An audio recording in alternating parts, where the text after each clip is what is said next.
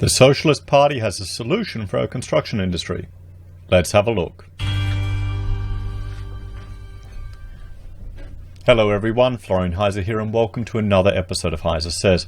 Got my stein of coffee ready and I thought we would look at the Socialist Parties, or the Socialist Party of Australia, their response to the issues in our construction industry. Now, considering the amount of Mises U content I have been consuming the last few days, I didn't think I'd be heading towards the Socialist magazine of the Socialist Party of Australia, but I think it's worth having a look at their take on it, see what we can take and have a common discussion. So, the alternative to dodgy apartment construction. So, in the last 6 months, a string of major construction defects has been found in several relatively new apartment buildings in Sydney. The incidents have helped shine a spotlight on the construction sector and inadequate building regulation. Many people are now wondering just how many of these faulty buildings have been put up and what can be done to stop it in the future. I wouldn't say it's inadequate building regulation unless you say inadequate certification or inadequate supervision, but we'll keep going. The latest case in June saw an emergency evacuation of hundreds of residents from the Mascot Towers apartment block. The building was found to be sinking after big cracks started to show in some of the walls. This came after people were forced out of their homes at the Opal Tower in Olympic Park last summer due to similar structural problems. Experts have now warned of a systematic crisis with the potential for similar issues to arise in apartment blocks in cities across Australia. So yes, and on this channel I've covered several other buildings that have been evacuated that have issues. The fire cladding issue is something that we're well aware of throughout buildings in Sydney and Australia, and it just depends on the risk profile of it. Initial investigations into the Opal Tower faults found that a weaker type of concrete was used that failed to meet national construction standards. The Mascot, and that's got nothing to do with building regulation. Okay? It's got nothing to do with what he's addressing there. The Mascot Towers had experienced leaks due to poor construction practices years before the evacuation happened. It is clear that construction companies have used cheap materials to cut costs. I'll keep reading before I give it too much insight or my commentary. Other experts suggest the building firms have also been using low-skilled, non-union labour to maximise their profits. The drive for profits has not only resulted in lower quality housing, but in cases like the Mascot and Opal Towers, people start to lose their homes and their life savings stand. Well, of course, what am I expecting? I'm at the socialist website for the Socialist Parties. All comes back to profits, isn't it? I guess that's what it is. It's greed. It comes back to profits. And they're claiming a lack of oversight. For a number of decades, there has been a lack of proper oversight of the construction sector. Deregulation has seen building inspection privatised and a number of inspections required reduced. This work used to be done by local councils, but now private inspectors are much more likely to wave through substandard work in order to keep their jobs with developers. Okay, now that I see the potential for conflict of interest here as well. I agree with that in a way, but if we look at the particular number of certifiers that are getting a lot of the strikes against their name, I would hazard a guess that it may have to do with dodgy certifiers, with a few bad apples, potentially, and bad developers as well. Both the major parties have facilitated all this. They have helped to create a situation where construction is done purely for profit rather than to provide people with safe, secure and affordable places to live. Okay, there's nothing wrong with profit, guys. Profit's fine. I know you're socialists. I know you don't like making money and are jealous, but profit motive is good. Making a profit is something that everyone should strive to in their business because it means you're doing it right. It's a signal from the market that you're doing the job right. And when it falls down is when those who cannot be held accountable for their dodgy work. That's the problem. That means the market can't self-correct. That means these dodgy people who are doing tricks of the trade can't be caught up. In return, big developers have funneled huge sums of money into the coffers of the Liberals and Labor. Developers have donated almost $4.5 million to these parties over the last 5 years. Yeah, well, I mean, the Greens have also gotten lots of donations. Get Up gets donations from overseas. I mean, yeah, cool. Maybe they should just limit all donations to political parties. Then I don't know what'll happen. The Opal and Mascot Tower examples must be used to push for major changes. In the first instance, people who bought apartments in dodgy complexes must be protected. The developers should be forced to pay for temporary accommodation and to buy back the dodgy apartments if that is what the residents want.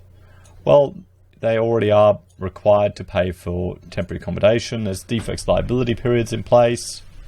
To buy back the apartments, how would you calculate the value of them? The value's dropped. If the buildings cannot be properly repaired, they should be pulled down and rebuilt at the developer's expense. Governments must pass laws to make all this enforceable. Okay, I mean, that all sounds good. But the problem is you're going to make it horrifically high risk to partake in this work. I think there's some other approaches that I would suggest before we get to this point. We try some other things first, and I'll go through those in a moment. There's a danger that the developers will just close their companies down rather than paying out the huge sums of money involved. In that case, the companies should be brought into public hands so that a proper audit of the books can be carried out. So they want to nationalize these development companies. Okay? They want to force reconstruction, force nationalization of the companies. Why would you? Anyway. We must find out exactly where all these profits have gone, and they should be recovered from the owners or wherever they've been shifted. Taxpayers cannot be left to cover the bills of dodgy developers. Well, they're not. Ultimately, what these cases show is that the needs are to build things for people's needs rather than profit. They don't believe in the market, do they? They don't believe that the invisible hand of the market can guide things. I mean, of course not. They're socialists. They're central planners. It's concerning how common this type of thinking is coming. Why should private for-profit developers be responsible for constructing major buildings in our city centres? Because they can do a good job at it. Look at the Soviet Union, guys. Look at all the ex-Soviet Union buildings in Berlin, all the rubbish that you can see there. I mean, come on. There's no, you can't argue that socialists are building good buildings. There's no reason why a publicly owned and controlled construction firm could not be established to build apartment blocks and other projects to a high standard. Okay, inspections could be brought back into house and we could focus on safety, longevity and sustainability. A public-owned construction firm could also build much-needed public housing. In addition to dealing with the social need, we can also provide thousands of well-paid union jobs, including apprenticeships. This is the alternative to dodgy for construction profit. Okay, so let's look at a few things. They want to have, well, first here, this whole argument here about a publicly owned or state-controlled public housing construction. I mean, anyone who's worked with QBuild or any of the government builders knows that is not necessarily a sign of quality. I learned about going on site and doing defects on a project where we were using QBuild, and it was shocking. Okay, that's not in any way a guarantee of quality, not by any measure. Union sites, it's generally a 30% increase in normal construction costs. You can talk to anyone in business. It can be a high element of risk working on there. One of the economic implications of unionization is it drives down the cost for everyone who isn't in the union. So my issue with the unions is it's not competitive. There's not a free market. You should have 3 or 4 different unions competing for your membership to get you a better deal, to get you different EBAs so they can all compete with each other in the same sector. But that's a bit too laissez-faire, isn't it? So there's a huge danger that they want to nationalize these development companies. So let's have a look at a few ideas. Now, I wouldn't nationalize these companies. I'm just going to move the mic. Now, I've tried to get Rachel's surface so it may work a bit better than what I've been doing in the past. So I've got a few ideas. One is that I mentioned yesterday was the dual certification idea. Rather than nationalizing these companies right away and even taking the certification back into the hands of the state, that you have 2 certifiers working on a job, and they can either be You know, even this can be implemented right now with any government involvement, and they've got all these different issues that they have to check on the project, inspect, certify, whatever. One could be hired by the developer. One could maybe be appointed by a lottery or nominated by the neighbours. You know, other parties who have a direct interest in the building. Now, when this certifier approves something, this guy approves it. Check.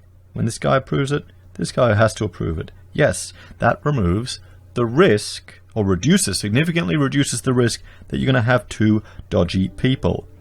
Because it looks like a lot of these issues that have been happening in Sydney has resulted from an inherent conflict of interest in the industry because of the way we procure the buildings. Because right now you've got, with the DNC model, you've got the builder here, you've got the developer here, and then you've got the certifier here, working for them. And the certifier, you've got to understand they're professional, and they have a duty of care to all the members of the public as well. And that's the way the socialists would love it. Now, we can either get the state running all this, or we can look at having a dual certification system where, he recommends that. Nope, sorry, not approved. They disagree, they fight, and then they reach a new conclusion here. They both are happy. Approved. Oh no, wait a minute. He says this one, he says this one, not approved, goes up to a third party professional to review it. So, there's nothing stopping developers implementing this process right now as a way to address this. Because I've been dwelling on this idea of, because the natural reflex is to go back to the old approach that we did, that we had the council certifying these buildings, but it just giving that authority over to the state just doesn't fill me with confidence, because they've been sitting on this bloody report for 2 years. They've been sitting on the report for 2 years, the Shergold-Weir report. And was it Sherweir-Gold report? No, Shergold-Weir report, yeah. They've been sitting on it for years, haven't done a thing. So my confidence in their ability to rectify this fast is pretty much non-existent. And if we just reflectively go, we need to go back to this method, we need to go back to this method. And sure, the industry has been incredibly overheated, but maybe we need to start putting more innovative approaches on the table. So this is one idea I have, just trying to address that potential for conflict of interest in the certification industry. Because some players might be good, some players might be dodgy. And perhaps it was naive of me to think that we'd be getting anything other than just union jobs and nationalising from the Australian Socialist Party. But still, it's valuable to look at what their input is to see what we can take, because they've made some good points. I mean, one thing that the public needs to realise is these things are homes. So you're investing in it to make a fortune, fantastic, so long as there's still population increase. Right now, population has increased due to immigration, not to natural birth. So, fantastic, that's all well and good, but that can't last forever, guys. It's not natural. It's going to put a strain on other resources. You just have to look at our water supply, how it's failed to keep up with our population growth. We don't have enough of a buffer as we used to. So what else do they want to do? Those are the main things. I'm critical. I would rather not start nationalising developers, because then you're pretty much going to socialise all the risk. That means the state is going to take on all the risk. Then if the state is in charge of production, you're just going to destroy the market, and you'll see what happens in Victoria with the state involvement in the solar panel installation industry. They're destroying it, and people, in the end, are suffering. Anyway, guys, let me know what you think. Like, share, and subscribe. Leave your comments down below. Should we adopt the Socialist Party in Australia, their suggestions for this, or should we think of other ideas? I'll see you all later. Bye for now.